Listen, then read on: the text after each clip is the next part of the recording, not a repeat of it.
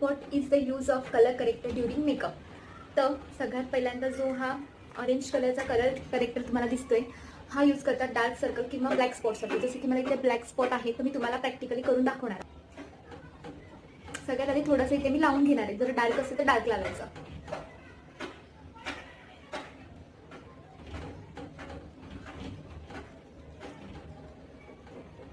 ठीक आहे, आता हे लावलंय तर असं सोडून द्यायचं नाही. त्याच्यावरती मी सुटेबल असं कन्सिलर थोडंसं लावणार आहे.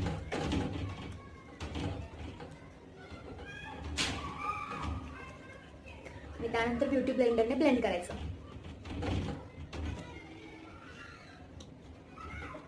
तुम्ही बघू शकता बऱ्यापैकी हा ब्लॅक स्पॉट थोडासा कमी झालाय. आणि यानंतर आपण बाकीचं मेकअप जसं की फाउंडेशन आणि कॉम्पॅक्ट वगैरे हे सगळं लावतो. त्याचा यूज हा आहे. अजून नवीन व्हिडिओसाठी माझ्या चॅनलसोबत कनेक्टेड राहा. Bye bye.